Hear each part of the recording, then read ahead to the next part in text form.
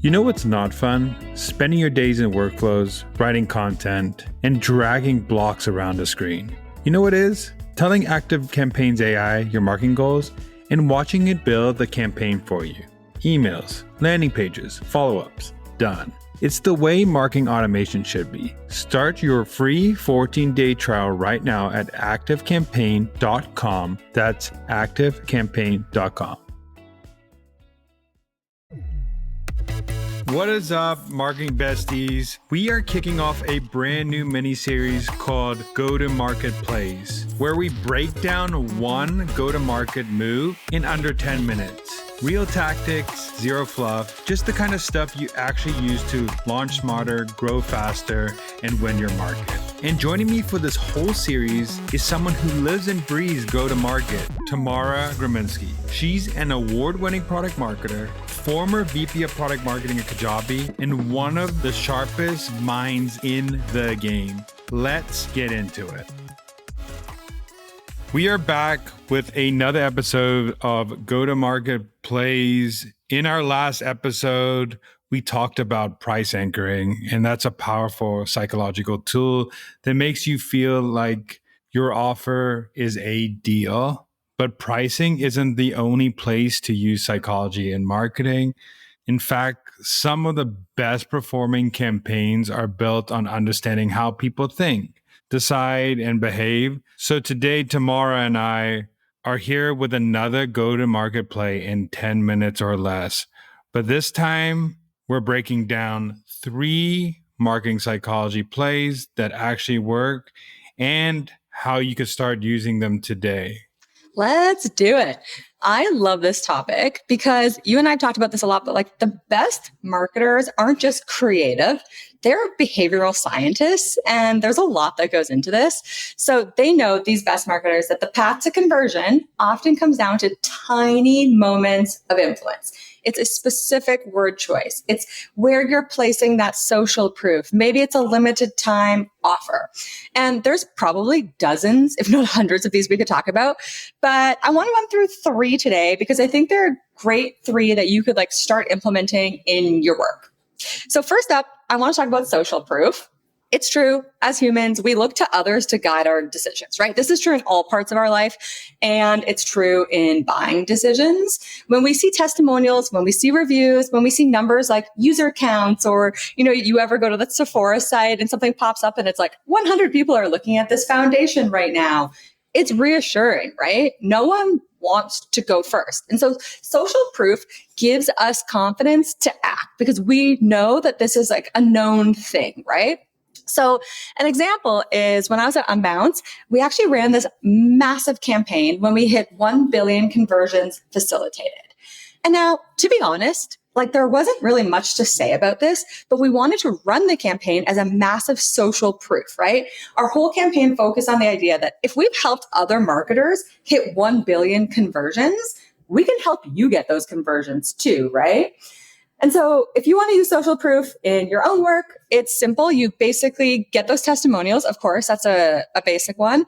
But even it could be as simple as adding logos, adding numbers, adding quotes to your homepage or different use case pages. Even a tiny bit helps. How do you feel about social proof, Daniel? I mean, I think it's a necessity now. It's not an optional thing to have. And I also will add one thing is when you're thinking about social proof, you should always use social proof that is as close to what your target audience is. So you don't show a testimonial of Google if you're selling to SMB. And if you're trying to, and if that's your goal to sell to SMB, if you're trying to show Google, show it to more people who are enterprise. People want to buy like that person that they're trying to do. So show them either a persona that's close to them or a logo that is like their company, because they're going to buy things that are like the same audience. So I just 100%. Wanted to add that part. And a lot of people forget that they just add random social proof, but the best social proof makes people feel like it's for them. I completely agree. Nothing drives me up the wall more than when I go to a website and they're like, the software for SMBs, and then all of the logos they showcase are like Fortune 500s. It makes absolutely no sense. So you're right. It's like You want to make sure you're getting the social proof that matches your target customer. Okay, are you ready for our second technique? Yeah, let's dive in. This one is loss aversion. And it's actually an interesting one because basically loss aversion says that people are more motivated to avoid losing something than they are motivated to gain something new. So loss feels harder, essentially. And this is really why limited time offers work. And it shows up in how we frame a lot of different messaging for campaigns. So instead of saying something like, join today and get 20% off, you would want to reframe this to say, don't miss out. Your 20% discount expires in 2 hours. It's the same offer, but framed differently. Or I'm sure we've all seen this before. You go to any SaaS tools website and they'll say like, your trial is ending soon. Don't lose access. And so this concept really focuses on shifting away from what you will get if you buy it. So away from like benefit statements and more towards what you'll lose if you don't act. And one of my favorite examples of this is from Canva. I love a lot of the marketing that they do, but they do an incredible job with loss aversion. And so if you are a Canva user and you're in app and you go to cancel your account or downgrade from their paid plan, they don't just say, okay, sure, hit here to delete. They actually present this like beautifully designed loss aversion screen. And it's a checklist of everything you're about to give up. So if you're trying to downgrade from the Canva paid plan down to free, it's going to say, well, you're going to lose brand kit access, premium templates, background remover, which is essential, magic resize, the list goes on. And so they really framed this as like downgrading isn't just canceling. It's actually giving up or giving back things that you've already embedded into your workflow, right? And they've specifically showcased items that you have used before. And so by showing you exactly what you're going to lose, Canva really makes the cost of canceling feel higher than the cost of continuing. And so if you want to tap into loss aversion, really, it's all about this idea of framing the messaging around what the user is at risk of losing. And typically you want to focus on they're losing time, they're losing access, they're losing progress towards something, or they're losing the opportunity of something in the future. I'll add one more thing into that is the reason why this works is our brains are wired for survival. So we're not wired to make rational decisions. We rather avoid pain or loss, and that it takes priority of gain. So losing a deal, like not buying tomorrow, might feel so much pain for you to miss out on not spending that money that you're doing that. So we want to, as humans, do this, and that's why it works so well. So I think it's the common thing of what all us millennials like is, and fall trap too, is FOMO. We have fear of missing out. I'm actually in the boat. I just saw another acronym is JOYMO. Yeah, Joy of missing out. Yeah, JOYMO. Yeah, that's my new thing. I love it. I know I'm getting sidetracked. Let's get into another one. Let's be real. Most of us didn't get into marketing to get buried in busy work. But here we are. The good news is ActiveCampaign's AI agents take a lot off your plate. You tell it what you want.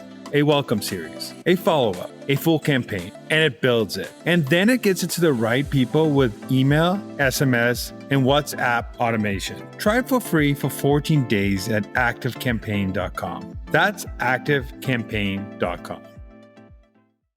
Yes. Okay. So the last one we're going to talk about is probably one that we've all fallen for before, and it's called the foot in the door technique. This one's so good because it's basically this idea that if you can get someone to say yes to a small ask first, then they're more likely to say yes to a bigger one later. So this is great to implement in marketing, but it's also great to implement in your personal life. And it's basically all about this idea of consistency bias, right? As humans, we want to stay consistent. If we take one small action, we want to make sure that we're doing a similar action in the future. It's how we basically build momentum toward these bigger commitments.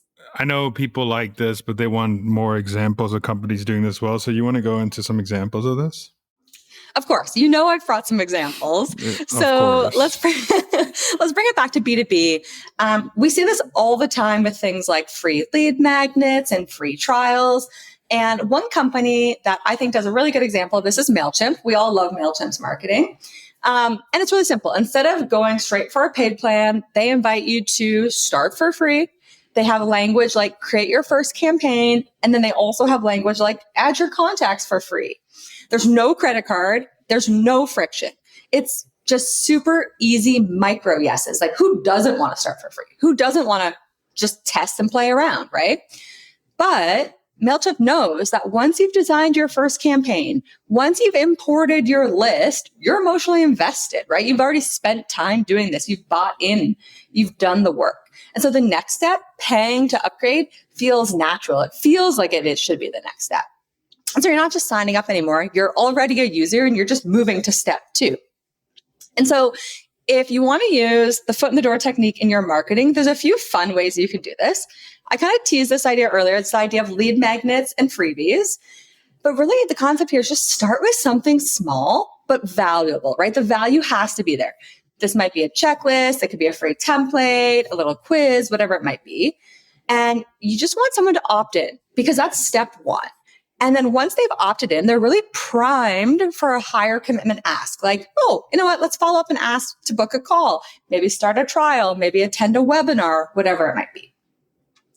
The second one is get started for free flows. So I talked about this a little bit with Mailchimp, but this is definitely something we can play around with as product marketers and marketers, especially in the world of like product demos. There's so many options here, but let people explore your product without any pressure of having to buy. Like no one wants to get on a demo call with a sales rep, right? You don't want to put a credit card in. You want to just play around. You want to get that sense of if it's for you. So let them take 1 to 2 key actions that will help them see the value of your product and then hit them with the CTA to book a demo or schedule a call. Because the more that they get kind of ingrained in this, the more that they do, the harder it's going to be for them to walk away. And then the final one is using email to start layering some of these asks. And so again, instead of going straight for the like buy now, lead with downloading the free guide. So put your little freebie in there. Then you follow up with try the tool. Then later on, you can follow up with a bigger message like upgrade to unlock even more. And so this comes back to like customer lifecycle. It's pretty simple, but really think about the messages that you want to deliver over time and what micro yeses you're getting customers to buy into as they move through that lifecycle. And this will essentially turn your go-to-market into a ladder of tiny wins that will keep people climbing up and up the ladder towards being a fully kind of paying customer. The key here is the first yes isn't about the ask. Mm-hmm. It's about the future yeses. I mean, you could do this in a lot of other things as well with content. A lot of people make the mistake to go with their first piece of content, asking people to attend their event, asking people to buy something. But me and you both know, well, you with your PMM camp and the Marketing Millennials, it's about giving, and then you've given so many yeses and positive reinforcement that a small ask doesn't feel like a big ask anymore, even if it's big for you to ask those things of your audience. That's exactly it. It's all about lowering the stakes, building trust, and letting people say yes a few times before you hit them with that big ask. It's kind of like this. If I asked you out of nowhere to get me a reservation at Carbone's, you'd probably say no, right?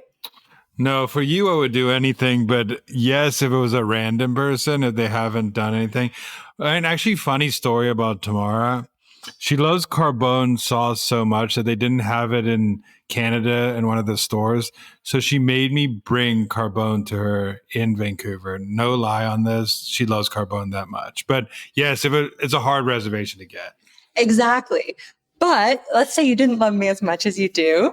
If I'm just the average person, I'm going to have to start small, right? I'm going to ask you for a little favor first. I'm going to say, Daniel, have me on the pod. Then I might ask for you to shout me out in your newsletter.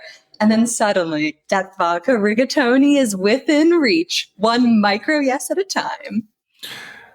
Now I am definitely craving some rigatoni and some grandma's bread. If you have not had rigatoni and grandma's bread at Carbone, you are missing out. And that might sound snotty, but it is very peak to have that. But let's bring it home. Today we've covered 3 marketing psychology plays that actually work. They're tools not only to help you build trust with your audience, they reduce friction, and they guide people towards action. And that's what you want as a marketer, is action. Absolutely. Steal these, use them, and the next time someone asks you for a favor, you'll know exactly what's happening. Don't ask for that carbone reservation up front. That's exactly the biggest takeaway of this podcast. Thanks so much for listening. Keep tuning in to hear more great insights from the coolest marketers from around the world. If you haven't already, make sure to subscribe and follow the Marketing Millennials podcast on Apple Podcasts, Spotify, YouTube, or wherever you get your podcasts. And if you like what you hear, I would greatly appreciate you giving us a 5-star rating. It helps bring more marketers into our community.